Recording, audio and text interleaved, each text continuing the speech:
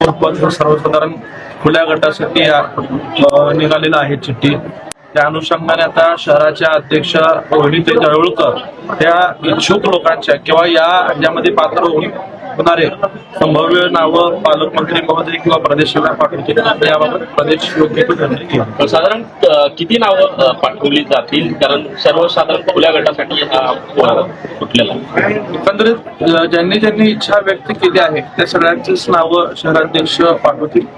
प्रदेश किंवा विशेषतः पालकमंत्री महोदय आवश्यक ते निकष ह्या निवडीला लावून त्यात नाव काय निकष काय असतील त्याबाबत मी कसं सांगू शकणार नाही. एकंदरीत पक्षाला काय वाटतं, पालकमंत्री महोदयांच्या एकंदरीत शहराचा त्यांचाही अभ्यास मोठा आहे. कोणाला दिलं पाहिजे हे जास्त तर तेच त्या ठिकाणी पाहू शकतो.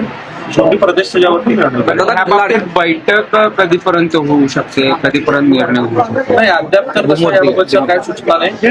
कदाचित उद्या पालकमंत्री गोरे साहेब सोलापूरला येतील त्यावेळेस यावरती चर्चा होऊ शकते. आता मध्यमध्ये सर्वाधिक नगरसेवक जे आहेत ते निवडून आलेले मध्यचा महापौर होईल. पक्षाचा महापौर भाजपचा होईल. सगळेच पक्षाचे सगळेच आपले सगळ्यांचेच पक्षासाठी योगदान आहे. पक्षातला आपला महापौर पार्टी निर्णय घेईल. आता लाडक्या बहिणीला न्याय मिळेल का यावेळेस? लाडक्या बहिणीला न्याय मिळेल का? इच्छा असणं स्वाभाविक आहे, परंतु एकंदरीत मागचे 5 वर्ष महिलांसाठी होतं. त्याच्यापूर्वी 5 वर्ष महिलांसाठी राहिलेलं आहे. अवनाताई वागसे असतील, शिवंताई पवार असतील, नंदिनी चंदेली असतील, ह्या कालावधीत आता तरी ओपन आहे म्हणल्यानंतर ओपनचा अर्थ काय तर सगळ्यांनी त्या ठिकाणी इच्छा व्यक्त होणं वेळ नाही. पक्षाला जर वाटतं योग्य तर तसाही निर्णय होऊ शकतो. नाही असं म्हणता येणार नाही. कुठे फॅमिली जी आहे, सोलापूर महापालिकेचा इतिहास पाहिला तर कुठे फॅमिलीची ठरविक तो महापौर या ठिकाणी व्हायचा आणि सध्या विनायक कोंडाल, प्रथमेश कोठे या लोकांची नावं चर्चेत आहेत.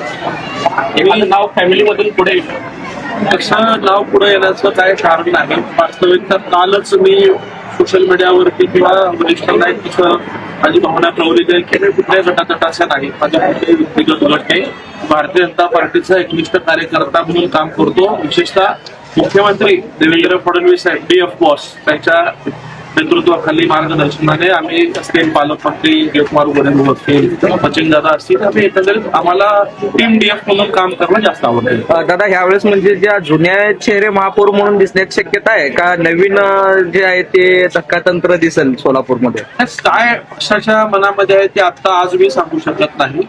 भारतीय जनता पार्टीचं एकंदरीत आजपर्यंतचा कामकाज पाहता काही या ठिकाणी करू शकतो.